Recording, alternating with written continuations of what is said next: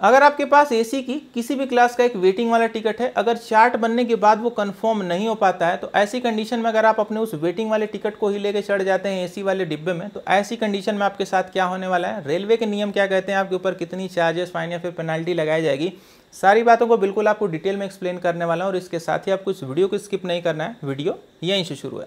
तो आपके पास जो वेटिंग वाला टिकट होगा वो 2 ही टाइप का हो सकता है, या तो उसको आपने ऑनलाइन मोड से बुक किया हो, चाहे खुद से बुक कर लिया हो, किसी एजेंट से बुक करा लिया हो, पेटीएम, इक्जिगो, मेक माई ट्रिप, मतलब कहीं से ऑनलाइन मोड से अगर आपने बुक किया हो, या फिर उस वेटिंग वाले टिकट को आपने रेलवे के काउंटर से जाके बुक कराया हो। तो दोनों कंडीशन के बारे में आपको बताने वाला हूं। तो सबसे पहले समझिए पहली कंडीशन की, जिसमें आपके पास जो अपना टिकट है वो ऑनलाइन मोड से आपके पास बुक किया हुआ है।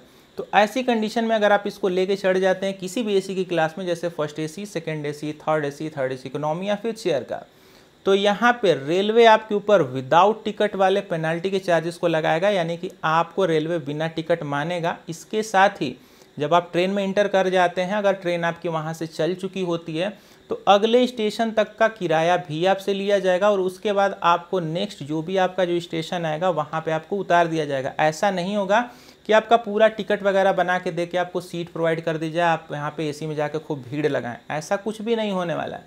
अगर आपके पास एक ऑनलाइन एसी की क्लास का वेटिंग वाला टिकट है, अगर आप उसको लेके ट्रेन में चढ़ भी जाते हैं, तो पहले तो आपको विदाउट टिकट मान के आपके ऊपर विदाउट टिकट वाले पेनल्टी के चार्जेस लग जाएंगे। उसके बाद आपका एक अगले स्टेशन, तो जो भी ट्रेन का अगला स्टेशन आएगा उस स्टेशन तक का आपका टिकट बनाया जाएगा, और अगले स्टेशन पे आपको पूरी इज्जत के साथ उतार दिया जाएगा, आप अपनी जर्नी को नहीं कर पाएंगे। अब आप सोच ये रहोगे कि जब आपके पास एक ऑनलाइन वेटिंग वाला टिकट है तो आपको बिना टिकट क्यों माना जा रहा है। तो ध्यान से समझिएगा, जब भी आपके पास कोई भी एक एसी की क्लास का ऑनलाइन वेटिंग वाला टिकट होता है, चार्ट बनने के बाद अगर वो कंफर्म नहीं हो पाता है, तो रेलवे उसको खुद से कैंसिल कर देता है, और आपका जो पैसा होता है, जो भी आपके चार्जेस कट होते हैं क्लास वाइज, वो कट होने के बाद ऑटोमेटिकली आपके बैक टू सोर्स अकाउंट, यानी आपने जहाँ से भी पेमेंट किया होता है वहीं पे आपका जो पैसा है वो रिफंड कर दिया जाता है। तो वहाँ पे उस टिकट की अब कोई वैल्यू ही नहीं बची। तो अगर उस वेटिंग वाले टिकट को आप लेकर ट्रेन में चढ़ भी जाएंगे, तो इसीलिए आपको रेलवे वहाँ पे विदाउट टिकट मानता है। अब समझते हैं दूसरी कंडीशन के बारे में, कि आपके पास जो एसी के क्लास का वेटिंग वाला टिकट है वो आपने रेलवे के काउंटर से जाके खरीदा था, चार्ट भी बन गया, उसके बाद भी वो कंफर्म नहीं हुआ। अगर आपने काउंटर के उस एसी की क्लास के वेटिंग वाले टिकट को लेकर अगर आप चढ़ जाते हैं ट्रेन में, अब क्या होने वाला है।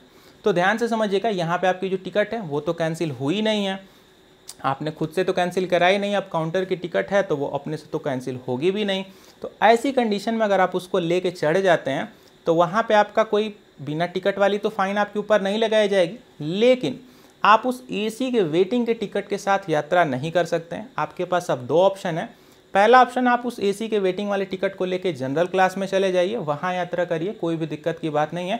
हालांकि इस बात का कोई सेंस नहीं बनता आप एसी का क्लास का वेटिंग वाला टिकट लेके जनरल की क्लास में जाएं, इससे अच्छा है कि आप जनरल की ही टिकट खरीद के जनरल क्लास में बैठ जाएं। अगर आप इस पहली कंडीशन को फुलफिल नहीं करते हैं, मान लीजिए आप जबरदस्ती एसी के क्लास में ही घुस गए, तो अब जो दूसरी कंडीशन है वो आपके ऊपर अप्लाई होगी, और ये कंडीशन बहुत ही खतरनाक है। आपके साथ क्या किया जाएगा, सिंपल आपको अगले जो भी आपका इस ट्रेन के बाद अगला स्टेशन आने वाला होगा वहाँ पे आपको उतार दिया जाएगा। आप एसी की क्लास में भीड़ नहीं लगा सकते, आपके पास एक यही ऑप्शन है कि उस एसी के वेटिंग वाले टिकट को लेके जनरल क्लास में चले जाइए। हालांकि मैं रिकमेंड नहीं करूँगा, आपने एसी की क्लास का इतना महंगा टिकट खरीदा, उसके बाद भी अगर आप उसको लेके जनरल की क्लास में जाएँ तो क्या सेंस बनता है। इससे अच्छा आप जनरल की क्लास की ही टिकट खरीद लें। अगर आपकी एसी की क्लास की टिकट वेटिंग में रह गई है, तो सबसे पहले आप उसको रेलवे स्टेशन आइए, उसको पहले कैंसिल करा लीजिए, और एक जनरल की क्लास की टिकट खरीद के उसी ट्रेन में आप चले जाइए, तो आप सेफ रहेंगे। क्योंकि यहाँ पे कोई भी क्लास का वेटिंग वाला टिकट अलाउड नहीं है, रेलवे पूरी तरीके से सख्त हो गया है। उम्मीद करता हूँ बिल्कुल आपको मैंने कम शब्दों में समझा दिया एसी वेटिंग टिकट के सारे रूल्स एंड रेगुलेशन को। वीडियो कैसी लगी कमेंट करके जरूर बताइएगा। मिलूंगा अगली वीडियो में, गुड बाय।